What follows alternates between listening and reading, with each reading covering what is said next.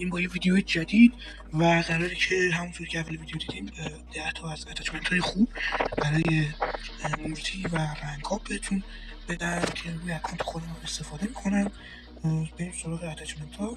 اولین گانی که میخوام بهتون بدم، اولین گان منوار هست. حالا اگه بخوام حریفتون فشاری کنی، من برای رنگ چیدم.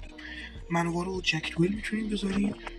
بعد این اتچمنت منوار که بهتون میدم، کد گانه آخر ویدیو براتون همه رو میذارم. منوار که میبینین دمیجش بالاه و برای رنگ عالیه. بعد جک دوئل اتچمنتاش، من لورش ندارم متاسفانه. بعد اتچمنت دوم 117 میتیک. حالا این اتچمنت روی 117 میتیک هم خوبه، اما اگه ندارینش من روی این 117 دیگه هم یه اتچمنت دارم، اینم بهتون نشون میدم. این اتچمنت خوبیه، اسکرین بگیرین از من، اما این اتچمنت رو من خودم بیشتر پیشنهاد میدم. حالا بریم سراغ اتچمنت بعدی، یو اس اس 9.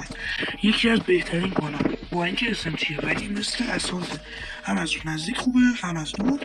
این هم اتچمنتش، کدش هم آخر ویدیو میذارم. گانه بعدی، حالا اسنایپ هم من قاطی چیزا دارم. یه الوی توندرا دارم، الوی 3 اتچمنتش خیلی خوبه برای دوئل. یه اف اف ای آر هم هست، من لجندشو نذاشتم، ایناست اتچش. بعد یه الوی تیری دیگه هم دارم، اینم خیلی خوبه، خشابش و تیرش و آمونیشنش از اون یکم بیشتره.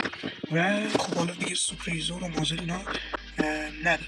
حالا بریم سراغ اتچمنت بعدی. بچه اینا رو حتما اسکرین شات بگیرید، اگر نتونستین بگیرید کدگان و آخر ویدیو میذارم. بعد اینم اتچمنت دیگه، حالا یه دیل اپیک گذاشتم، من این دیل های دیگر هم دارم. حالا یه دیل دیگه هم دارم، اسپیس کاپیتان، اینم بهتون ازششو میدم، کد اینم آخر ویدیو میذارم.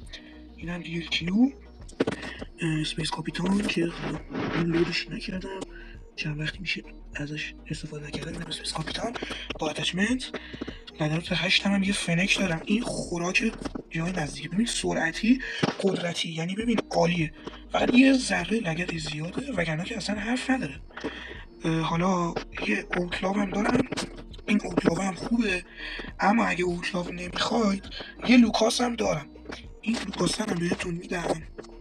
اینم خداه، دمیجش عالی، مثلا خداه برای دوئل عالیه.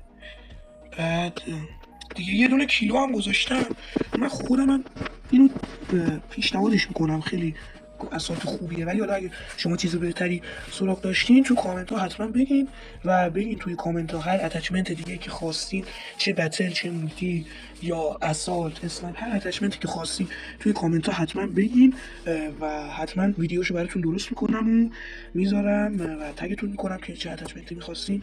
و برای اینکه من آخر ویدیو براتون کد گانا رو میذارم، کسی که بلد نیستین باید بیاین این پایین، این NO پایین صفحه رو که در اینجا قرار گرفته، اینجا ببینید این که زده، اینو بزنید. خب اینو که زدید، خب اینو که بزنید میاد تو اینجا. حالا این کدو، مثلا این کد 141 اسکرین بگیرید، یا آخر ویدیو میذارم کپی کنید یا اسکرین بگیرید، بیاین همینجا بزنید این گزینه سرچ کنارشو که بزنید، این گزینه اینو که بزنید گان منو میاره. بعد که آورد باید این گزینه زرد میشه، روی اون بزنید تا چیز بشه، گان براتون بیاد. تا ویدیوهای دیگه خدا نگهدار، حمایتم فراموش نشه، لایک و سابم حتما انجام بدین. خدافظ.